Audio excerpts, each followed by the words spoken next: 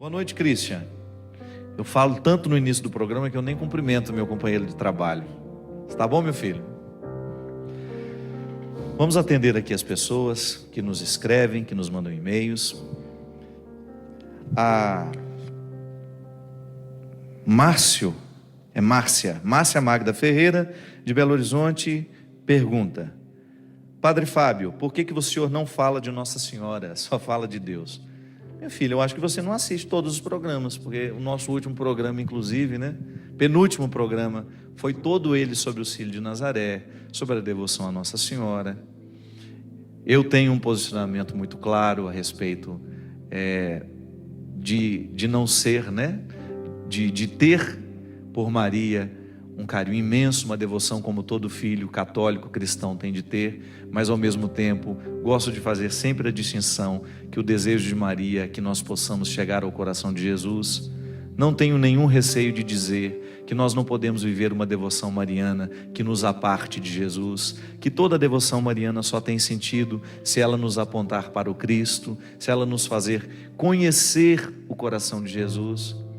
Então, os exageros você realmente não vai ver aqui não.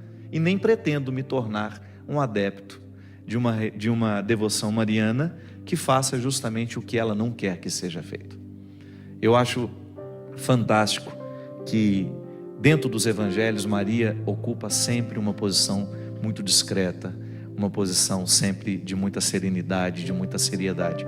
E se a igreja faz uma teologia em torno de Maria, é para que a gente possa descobrir o verdadeiro significado do que ela nos aponta, que é para Jesus, é o conhecimento de Jesus, é ir ao encontro de Jesus. Também não sou, eu gosto sempre de diferenciar. Eu nunca fui um menino que tinha o hábito de rezar aos santos, nunca fui. Sou devoto de Santo Antônio. A palavra devoto quer dizer, eu tenho uma admiração, tenho uma admiração profunda por Francisco de Assis, tenho um profundo respeito pelos santos que a igreja já nomeou, mas não tenho o hábito de fazer novena, de fazer isso, fazer aquilo, porque não pertenceu à minha experiência religiosa, E é muito bom, porque a igreja nos pede que nós rezemos na comunhão com os santos. A gente precisa, uma vez disse isso, causei até um certo desconforto em algumas pessoas que não quiseram entender o que eu estava dizendo, porque isso também é uma questão de maturidade, gente? Nós precisamos entender o que o outro está dizendo e não o que a gente quer que ele tenha dito. E às vezes nós somos muito irresponsáveis em afirmar que o outro disse isso. Não. Volto a dizer, a teologia mora nas preposições. A igreja nos convida a rezar com os santos, é na comunhão com os santos. Isso é teologia. Você tem o direito de ter a sua devoção, de fazer a sua novena? Tem. A igreja não lhe impede de viver isso, mas ela também não nos obriga. Então isso é uma questão que precisa ser muito bem explicada. Você não é obrigado a fazer uma novena a Santo Antônio para se dizer católico. Você é convidado a respeitar essa devoção dentro da igreja, mas você não é obrigado a ter essa devoção. Agora você é, por um dogma de fé, convidado a rezar com os santos. Toda vez que você dobra o seu joelho, seja na sua casa ou seja na igreja, você tem de ter consciência que você está fazendo isso na comunhão com todos aqueles que estão imersos no mistério de Cristo, com todos aqueles que já chegaram à glória no exercício de virtudes que foram levadas à radicalidade, porque um santo só é santo quando ele leva à radicalidade uma virtude cristã. Então, essa será sempre a minha posição em relação aos santos, em relação a Nossa Senhora. Nós aqui somos católicos, nós não temos nenhum medo de mostrar as nossas devoções, mesmo porque o respeito ele existe, da mesma maneira como eu respeito os evangélicos. Sei que sou muito respeitado pelos evangélicos, mas também gosto de dizer que em muitos segmentos do cristianismo, do catolicismo, nós realmente desvirtuamos as coisas. Nós colocamos os santos acima de Jesus e muitas vezes confundimos a devoção mariana. Temos os nossos exageros. Eu gosto do Cílio de Nazaré, sou um filho de Nossa Senhora de Nazaré, estarei lá sempre todo ano, mas estou lá porque sei que para mim, aquela senhora, na representação de uma imagem, também não tem idolatria pelas imagens, é uma imagem que me recorda, que simboliza, que me faz participar de um mistério que é superior ao gesso, que é superior à madeira, né, daquela imagem, que me coloca na comunhão com um povo. E aliás, eu tenho um profundo respeito pelo povo da Amazônia, com essa devoção mariana, e fico muito chateado toda vez que vejo alguém de maneira desrespeitosa afrontando essa devoção, porque o que me comove, volto a dizer, é o menino Jesus que está nos braços, é a dignidade, é a santidade dessa mulher, é o papel dela no mistério da encarnação, nos levando ao conhecimento de seu Filho Jesus. É Natal. Sírio para mim é uma festa natalina, é uma experiência que nós temos de antecipar 2 meses no calendário a chegada de Jesus menino. Então, minha filha, é isso. Padre, a Raimunda Cruz de Souza, do Rio de Janeiro, ela perdeu o neto assassinado aos 16 anos. Isso aconteceu no dia do aniversário dele, porém ela não consegue perdoar essa situação. Dona Raimunda, eu sei que existem fatos que nos ferem tanto, que a cicatriz vai demorar um pouco mais. A vida, minha gente, segue a mesma regra das cicatrizações. Se você tem um corte raso, logo, igual hoje. Essa semana, como é que estava? Foi lá Aliás, eu quero mandar um grande abraço, agradecer muito ao carinho do povo de Rondônia, naquela noite tão especial que foi para nós em Ji-Paraná, no último sábado. Muito obrigado, meu povo. Um dos eventos mais emocionantes da minha vida, assim como foi de Parintins, né, que eu tinha dito que foi um dos eventos mais emocionantes da minha vida, eu preciso dizer que o de Ji-Paraná esteve também no mesmo patamar de envolvimento do povo, um povo feliz, um povo orante, um povo alegre, um povo que festejava, que ouvia. Muito obrigado mesmo. Agradeço também ao povo de Hortolândia pelo carinho com que me recebeu essa semana. Mas lá em Ji-Paraná, na hora de sair, cumprimentando as pessoas, alguém me machucou aqui no punho. Foi um cortezinho pequeno. Esse corte, por ter sido raso, é natural que ele cicatrize mais rápido, dona Raimunda. Agora, quando a gente tem um corte um pouco mais profundo, você vai ter que ter um pouco mais cuidado com ele. É natural que você precise passar uma pomada com um pouco de antibiótico, para que você favoreça a recuperação da carne. Se você tem um corte cirúrgico, que foi ainda mais profundo, porque além de cortar a pele, cortou a camada gordurosa, até chegar àquele órgão que precisava ser operado. Você tem ainda um processo mais demorado, porque você vai dar ponto, essa cicatrização vai ser de dentro para fora. Dona Raimunda, toda vez que uma coisa ruim nos acontece, é como se um corte tivesse sido feito na nossa alma. Só estou falando isso, essa comparação, para de repente ajudar a senhora a entender que o tempo da cicatrização,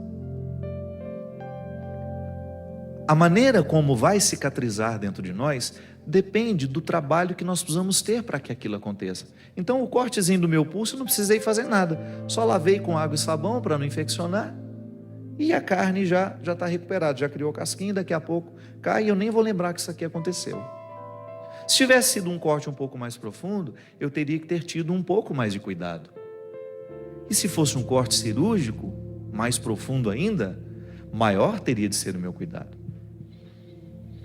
Dona Raimunda, perder um filho, um neto assassinado, eu acredito que tenha sido para a senhora como sofrer uma grande invasão cirúrgica. É como receber um corte que precisa de muitos cuidados. E como é que a gente cuida de um corte desse, dona Raimunda? Primeiro, a gente tendo essa presença de Deus na nossa vida, por mais revoltada que a senhora fique, e é natural que essa revolta aconteça num primeiro momento, mas o simples fato da senhora colocar-se diante de Deus, sabe, sem dizer nada: Senhor, eu estou aqui, eu não tenho o que dizer, o senhor sabe muito bem como eu estou chateada com o senhor, porque eu acreditava que o senhor deveria ter evitado isso. Volto ao início do programa. Às vezes, na nossa visão infantil, nós achamos que Deus estará aí impedindo todos os males de acontecer, e não é bem assim. A proteção de Deus acontece na nossa vida, sim, mas infelizmente Deus fica limitado quando o outro que está vivendo ao nosso lado não está comprometido com o bem. É por isso, minha gente, que a conversão, ela não é apenas uma dimensão pessoal. Não adianta você rezar pela sua conversão pessoal somente. Você tem de rezar sempre em comunidade, a comunhão dos santos, porque a minha vida, a minha segurança depende também da conversão do meu irmão. Não é assim? Se eu sei que aquele meu irmão está convertido, vivendo uma vida em Deus, eu sei que ele não oferece, é claro, oferece, porque a maldade pode acontecer no coração de todo mundo, mesmo quando a gente está em Deus. Mas quem vive uma vida em Deus, é claro que vai pensar 2, 3, 4 vezes antes de fazer um mal a alguém. Então a maldade está presente no mundo, está muito presente no mundo. Os nossos filhos estão sendo assassinados, e se não são assassinados assim, como o neto da senhora foi, dona Raimunda, os nossos filhos estão sendo assassinados através dos vícios, através da promiscuidade, através das doenças que são sexualmente transmissíveis, que são mortais. Os nossos filhos estão sendo assassinados através do crack, da cocaína, das drogas que estão chegando, que nós não sabemos nem o nome. Os nossos filhos estão sendo mortos através da injustiça. Os nossos filhos estão sendo mortos através da falta de oportunidade. Então, o corte existe em todo lugar.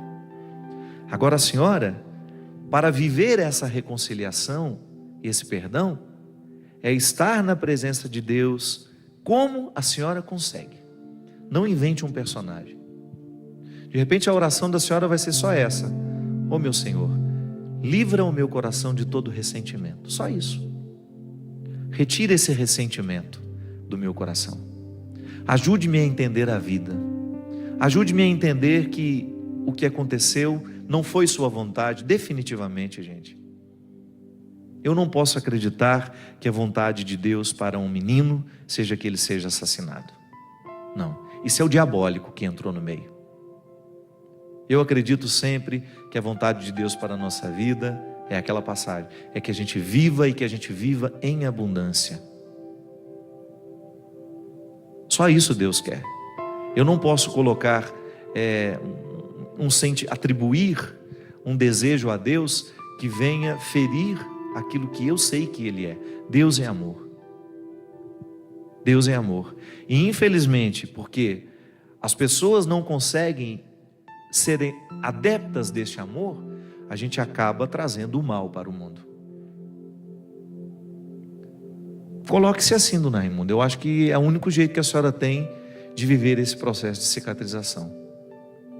Buscando essa presença de Deus, como a senhora conseguir, cercando-se de pessoas boas, ocupando a cabeça da senhora com coisas boas.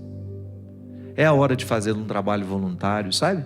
Às vezes, dona Raimunda, a gente precisa sair da nossa dor, ir ao encontro da dor do outro, para a gente ter condições de se recuperar. Às vezes, e muitos pais encontram consolo assim. Então, meu filho foi assassinado, a partir de hoje eu vou criar uma organização que vai lutar contra a violência. Muitos pais reagiram assim, diante da perda dos filhos, diante da dor dos filhos. Eles encontraram um trabalho, um motivo para seguirem adiante. E é assim que nós vamos curando as nossas dores, né? Todos nós temos aí um corte a ser cicatrizado. Cada corte, dependendo da intensidade, precisa de mais cuidado. Às vezes nós precisamos até de ajuda terapêutica, precisamos de um médico, precisamos de um psicólogo, de um psiquiatra, dependendo do caso. Claro que com muita cautela, para que esses profissionais não nos entorpeçam, né? Dor não pode ser entorpecida. Às vezes um medicamento é necessário durante um tempo da nossa vida para nos equilibrar, porque a dor é química também. Mas a gente não pode permitir que a gente agora vá tratar as nossas tristezas somente com medicamento. Não. Tem que ter atitude. Atitude conta muito mais que qualquer outro medicamento. O medicamento pode até nos ajudar no momento em que a gente não tem nenhuma estrutura para tomar uma atitude. Mas depois o próprio discernimento de você olhando para o seu processo, sentir que você está dando passos e que já está, junto com o seu médico, chegar na conclusão de que está na hora de tirar aquele medicamento que serviu para um determinado tempo, mas depois você continuou caminhando. A Márcia Cristina fala: padre, eu gostaria que o senhor falasse sobre as mulheres que são casadas, que querem ser mães e que não conseguem engravidar. Isso tem sido muito comum. O nome esquisito da cidade dela, será que é Mandeara? Mandeara, estado de São Paulo, deve ser. Você sabe que muitas vezes essa incapacidade de engravidar está diretamente ligada à própria ansiedade. As pessoas hoje estão muito ansiosas e na pressa, né, de quererem que tudo seja, tudo, a gente quer que seja tudo no nosso tempo, né? E não é assim. Livrar-se da ansiedade, sabe, começar a rezar sobre a maternidade como um dom, não como uma obrigação. Você não é obrigado a ser mãe, você tem o dom de ser mãe. Pode ser que você não engravide porque você se sente obrigada a ser mãe, que se sente pressionada pelo pai, pelo marido, pela mãe, pelos irmãos, pelos amigos. Livre-se dessa obrigação. Maternidade é dom. E reze assim, sabe? Peça a Nossa Senhora. Nossa Senhora é o rosto materno de Deus. E você confiar a ela: ô minha Nossa Senhora, tranquiliza o meu coração, me faça ter um coração semelhante ao da Senhora, sereno, para que eu encare a minha maternidade como um dom e não como uma obrigação. Às vezes, minha gente, o que vai mudar é a maneira como nós interpretamos as coisas. Muitas vezes você não consegue alcançar os seus objetivos é porque você coloca uma carga excessiva sobre você mesmo. Eu sei que às vezes a gente tem que dar muita satisfação, eu sei que muitas pessoas nos cobram muito, que às vezes nos cobram de maneira injusta, mas faça um trabalho com você, para você livrar-se dessas obrigações. É como ser feliz, né? A gente não é obrigado a ser feliz, a gente pode ser feliz. Se você se interpreta como alguém que obrigatoriamente tem de estar feliz, é bem provável que você nunca vai experimentar essa tal felicidade. Ou então que você vai alimentar um conceito infantil de felicidade. Qual é o conceito infantil de felicidade? Que ser feliz é não ter problema. Não. Eu tenho 1000 problemas. Eu tenho 1000 dificuldades diariamente. Comigo, com os outros, com a estrutura em que eu vivo, com o peso que eu levo sobre mim. Eu sei quem eu sou. Eu sei os fardos que eu tenho que são meus, que os outros querem julgar sobre mim. Você sabe isso. Você também vive isso. Você sabe quem é você. Você sabe quais são os fardos que lhe pertencem e quais são os fardos que os outros querem que passem a pertencer a você. Mas eu posso lhe garantir que nesse determinado momento da minha vida, eu compreendo a minha felicidade como uma equação que eu faço de tudo isso que eu tenho experimentado e identificado que, apesar de todos os meus problemas, de todas as minhas dificuldades, de todos os meus defeitos, de todas as minhas contextualizações, eu estou harmonizado com a vida. E é isso que eu quero. Agora, essa felicidade, essa satisfação que eu sinto hoje, até quando ela vai durar? Não sei. Pode ser que amanhã eu amanheça insatisfeito. E eu não tenho medo dessa insatisfação. Eu não fiz concurso público para ficar estável. Eu não fiz um concurso para viver em instabilidade. Eu sei, para mim isso é uma regra de vida. Eu sou um homem em constante movimento. O que hoje me agrada pode ser que amanhã não me agrade mais. E eu não tenho nenhum medo de assumir isso, de dizer que hoje o jeito como eu sou padre pode ser que amanhã não me sirva mais. Eu preciso arrumar um novo jeito, e não terei nenhum medo de cancelar as minhas agendas e de dizer que a partir de hoje eu vou ser padre de uma nova forma.